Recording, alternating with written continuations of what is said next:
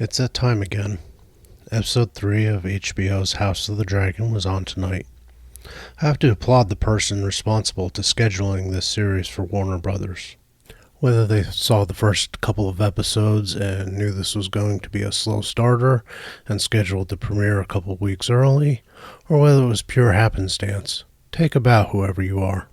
In a week where Amazon Prime bombed harder than Hiroshima and Nagasaki combined with their premiere of Lord of the Rings of Power, Episode 3 for House of the Dragon was so good I was loath to take notes and break up what was going on up on my screen. I had no scathing commentary about real-world politics or social agendas. I had no real complaints about acting or CGI. And being a Game of Thrones normie, I couldn't spend many minutes in this review complaining about disregarding lore or the author's original writings. I simply enjoyed a very well done fantasy show. Now, keep in mind that I had mere days ago masochistically forced myself to watch episodes 1 and 2 of Rings of Power. By comparison, episode 1 of House of the Dragon was way better all by itself, political and social agendas included. But I shan't allow myself the luxury of further venting of my spleen upon the refuse that is Amazon's offerings. 'Tis beneath me. Not really, but that's not what this one's about. I will start off my episode 3 review, once again spoiler free so long as you have seen episodes 1 and 2, by running down the things that either were jarring or are beginning to come across as a little dubious in relation to the overall story and the world in which it is told. The very first thing was the first thing I noticed as soon as the show started, namely the time jumps. I already understood that there would be large gaps in the story just based upon the casting of two sets of Rhaenyras and Alicents. However, they have become, as I said, jarring. I will say that they have worked clever little bits of dialogue and used rapidly aging babies to allow you to see the jumps, so they did that fairly well, much better than the steaming pile of awful Amazon is calling the series. The next thing I want to talk about is the criminal underuse of the gem known as Matt Smith. Smith was never my favorite Doctor Who the few episodes I've seen of the show, but he was definitely firmly number 3 of the new Who doctors behind Tennant and Eccleston.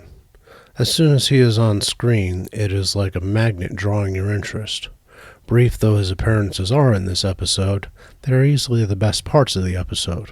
He is Prince Damon, a brutal, not entirely sane, and entirely too charismatic figure, flaunting his power on the screen even as he does bat-crap crazy things.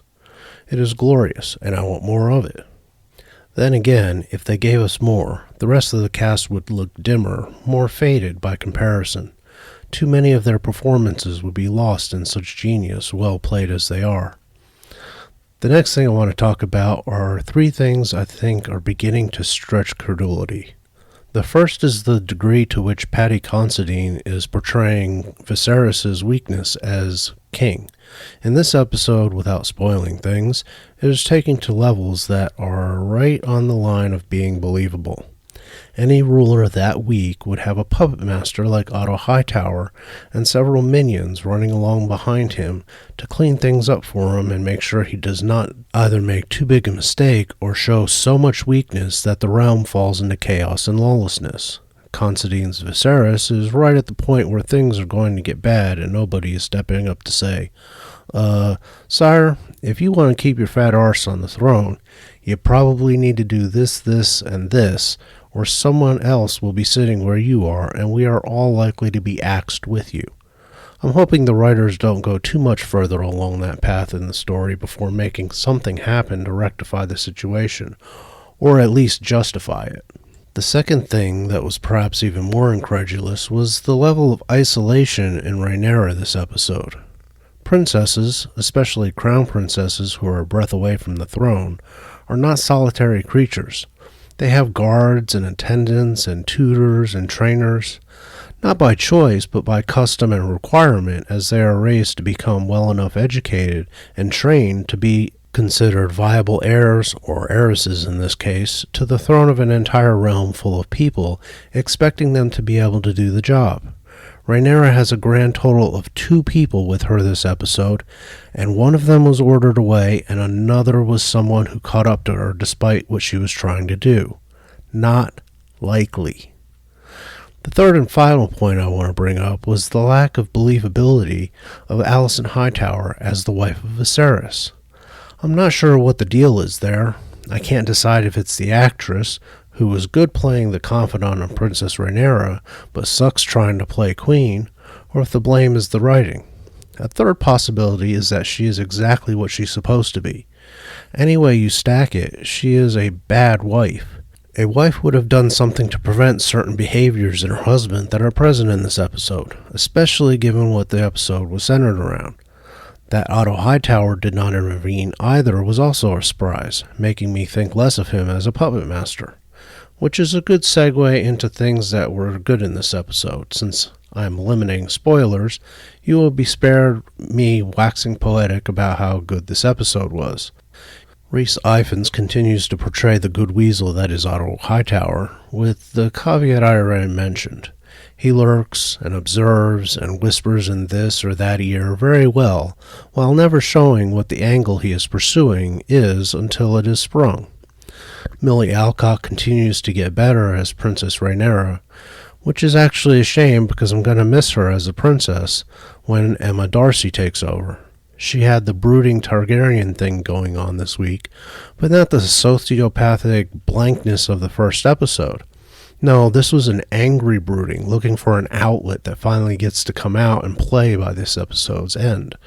She has good chemistry with Fabian Frankel, who portrays Sir Criston Cole, one of the King's Guard that she picked out in the last episode.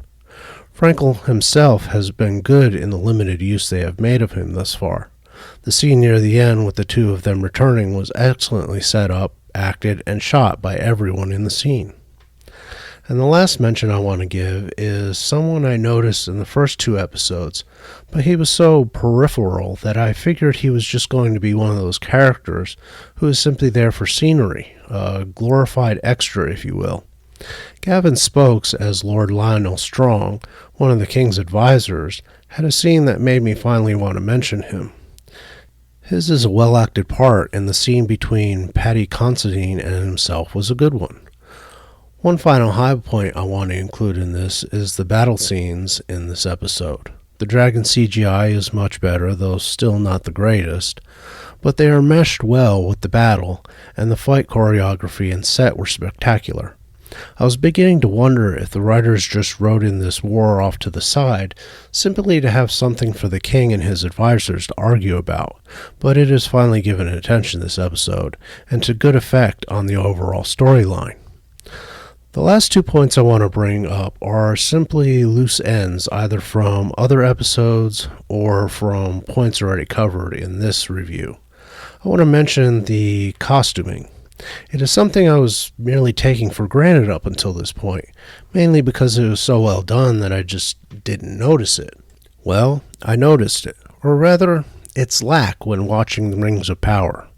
The costuming in that show ranges from passable to absurdly horrific, so I was paying attention to it this episode of House of the Dragon. Everything from the armor to the weapons to the dresses on the nobility to the scabrous appearance of Kragus Crabfeeder Jahar and his men is superb. The costuming in Rings of Power looked like somebody raided a Goodwill store and a drapery shop. It was bad, which gave me an appreciation for the time and effort spent on the costuming for House of the Dragon. I have to say, what they've done is definitely miles and miles ahead of what Amazon paid $1 billion to put on the screen the other day. The last thing from this episode is something I probably should have mentioned earlier with the actresses, but I'm going to mention it here. It's the tension on screen between Princess Rhaenyra and Queen Alicent in this episode. Both Millie Alcock and Emily Carey had excellent chemistry in these scenes. Emily Carey is much more believable in these scenes with Alcock than she is with Considine. Even when they are not saying anything to each other, the body language and the facial cues are speaking volumes. It was fun to watch the pair of them as they went about it.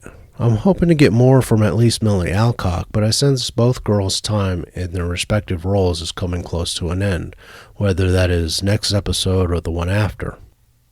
Unlike last week where I came away wanting more from the writers than they were giving me, I think this episode they got almost everything right. Very little in the episode failed to work on some level, even if that level requires that I twist my brain into a pretzel to give the writers the benefit of the doubt.